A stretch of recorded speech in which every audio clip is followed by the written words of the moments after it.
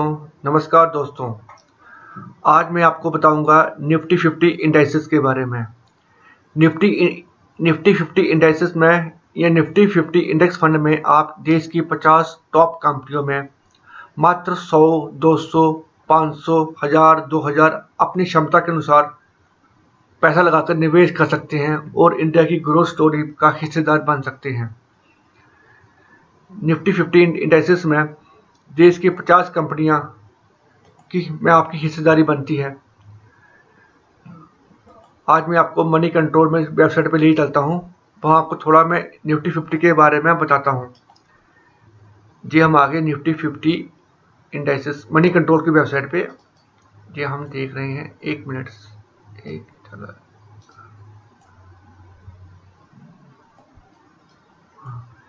जी Nifty 50 की कंपनियों के नाम हैं: Adani enterprises, Adani port, Apollo hospital, Asian paints, Axis bank, Bajaj auto, Bajaj finance, Bajaj Finserv, Bharat electrical, Bharti Airtel, Cipla, coal India, doctor Reddy labs, Eicher motors, eternal eternal वही जोमेटो कहते थे पहले, इसको अभी भी जोमेटो कहते हैं, Grasim, HCL Tech, HDFC Bank, HDFC Life. ऐसी 50 कंपनियां हैं। ये देखिए NTPC, ONGC, Reliance, SBI Life, SBI, TCS. ये सभी कंपनियां भारत की ग्रोथ स्टोरी का हिस्सा बने हैं और आगे भी बनेंगी।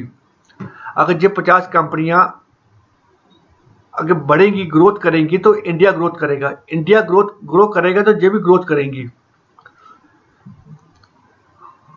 अगर कोई इन्वेस्टर इन कंपनियों में निवेश करता है, लमसम करता है या सिप करता है, रेगुलर एसआईपी करता है, तो उसका पैसा इन्हीं कंपनियों में लगेगा। मैं आपको पहले निफ्टी 50 के बारे में बताऊं। देखो निफ्टी 50 इंडाइसेस का जे इंडस्ट्री वेटेज है। इसमें बैंकिंग सेक्टर 30% के करीब है, आईटी 7.41% है, टेलीकॉम 5.15 है, construction 4.44, FMCG 4.25, automobile 6.74, petroleum products 8% है, फाइनेंस 5.45, फार्मा 3.32, कंज्यूमर ड्यूरेबल 2.75, ऐसे हेल्थ है, सीमेंट है, मेटल्स है, एरोस्पेस है, नॉन फेरस मेटल है, ट्रांसपोर्ट है, इंश्योरेंस है, पावर भी है, फूड है, ऑयल है। ऐसी बहुत से सेक्टर्स हैं और सभी में पैसा वेटेज के अनुसार बटा हुआ है।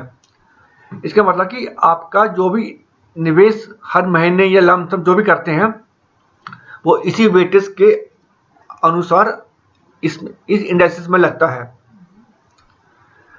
थोड़ा और डिटेल में बताते हैं आपको। ये देखिए फाइनेंशियल सर्विस, बैंकिंग और फाइनेंस के शेयर में 37% है, ऑयल गैस का 9% है, आईटी का 7.41 है, ऑटोमोबाइल का 6.74 है, fast moving consumer good FMCG shares 5.81 है, टेलीकम्युनिकेशन 5.15, हेल्थ केयर 4.90, मेटल्स 4.54।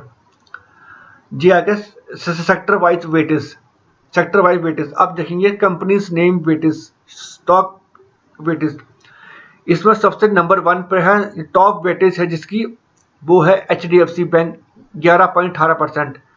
दूसरे नंबर पे आईसीआईसीआई बैंक है, तीसरे नंबर पर रिलायंस इंडस्ट्रीज है, चौथे नंबर पर भारती एयरटेल है, पांचवें पर लार्सन एंड टोरबो लिमिटेड 4.44%, फिर स्टेट बैंक ऑफ इंडिया, फिर एक्सिस बैंक, इन्फोसिस है, कोटक महिंद्रा बैंक लिमिटेड है, आईटीसी लिमिटेड 2.53 है।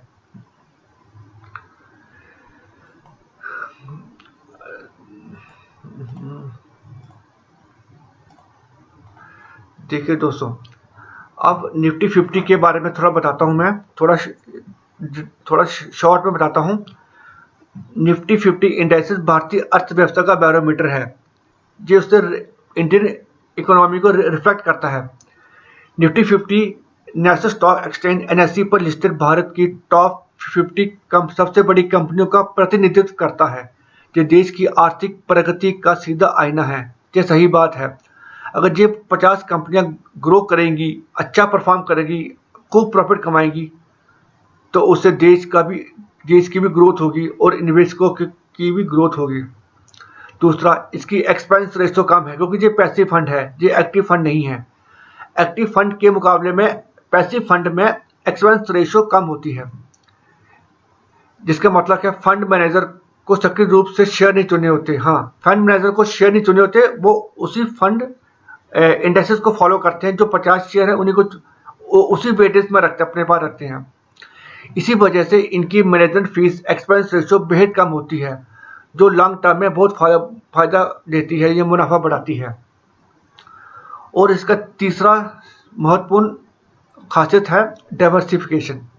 इस फंड में निवेश करने का मतलब है आपका पैसा एक ही जगह न लगकर 13 से अधिक अलग अलग मजबूत सेक्टर्स में और कई कंपनियों में बढ़कर लगता है, जिससे रिस्क बहुत कम हो जाता है। अगर कोई शेयर अंडर परफॉर्म करता है, अच्छा परफॉर्म नहीं करता है, तो वो इस शेयर को इंडेक्सेस से निकाल कर बाहर कर देते हैं और उसकी जगह पर कोई दूसरा अच्छा शेयर वहां पर आ जाता है। इससे हमारा निफ्टी 50 इंडेक्सेस का निवेश हमारा सुरक्षित बना रहता है। अब मैं आपको बताता हूँ इसकी सिप कैलकुलेटर।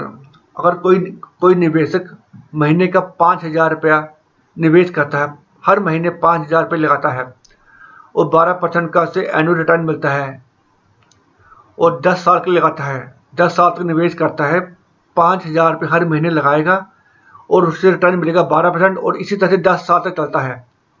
सिप की चलती है, सिप चलाता है, निवेश जारी रखता है, तो वो अपनी तरफ से 6 लाख रुपया इन्वेस्ट कर देगा और उससे इसमें एस्टिमेटेड रिटर्न होगा 5,20,179 रुपये और टोटल उसका अमाउंट बनेगा 11,20,179 रुपये। अगर इसे हम 5 साल और बढ़ाएं, 15 साल करें, तो यही अमाउंट अब निवेशक का अपना पैसा लगा है 9 लाख रुपया। अब देखिए उसमें 14 लाख रुपया अब हो गया रिटर्न और टोटल वैल्यू हो गई 23,79,657। अब अगर 20 साल और बढ़ाए, अब उसका अपना लग गया 12 लाख, एस्टिमेटेड रिटर्न हो गए 33,99,000, ऑलमोस्ट मोटा मोटा कहते 34 लाख के करीब पहुंच गया वो, और टोटल वैल्यू होगी 45,99,287। ये भी मोटा मोटा 46 लाख के करीब पहुंच गया। अगर वो निवेशक 5,000 ना रखे, क्योंकि हर साल हमारी आमदनी, हमारी इनकम, हमारी कमाई बढ़ती है। पहले साल 5,000, अगले साल 6, 6.5, फिर अगले 7-8 हज़ार में हर साल अपनी सिप अगर वो बढ़ाता है, कुछ परसेंटेज से या कुछ अमाउंट से बढ़ाता है, तो उसकी इन्वेस्टेड वैल्यू यहाँ से कुछ ज़्यादा आएगी, 12 से 15, 16, 18, 20 कितनी भी आ सकती है। उस हिसाब से रिटर्न भी ज़्यादा आएगा और टोटल वैल्यू भी ज़्यादा होगी।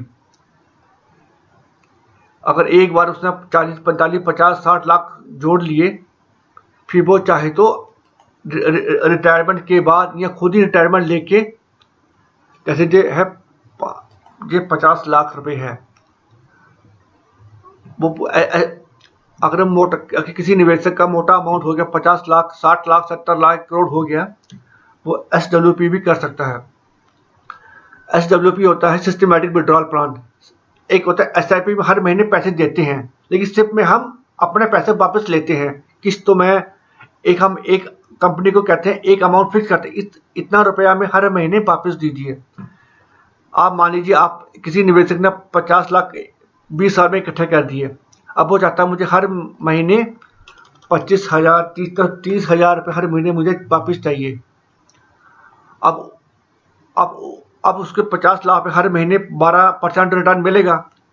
अब ये अगले 20 साल तक वो पैसे विड्रॉ करता है।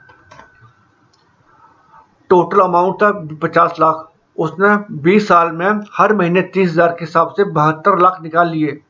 अब सुनिए, मजे की बात सुनिए और हैरानी की बात है, 50 लाख में से 72 लाख उसमें विड्रा किए 20 साल में हर महीने 30-30 हज़ार से, उसके बावजूद भी फाइनल वैल्यू 2 करोड़ प्लस है।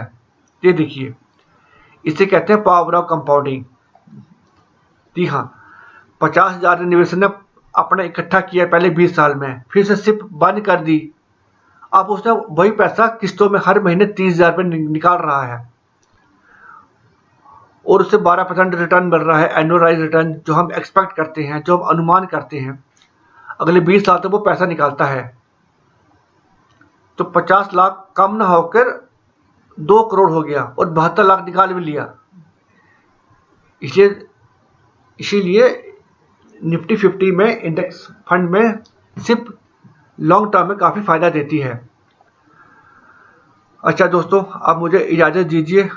जाने से पहले मैं आपको कहना चाहता हूँ कि आप मेरे चैनल को सब्सक्राइब कर दीजिए और बेल आइकॉन को दबा दीजिए।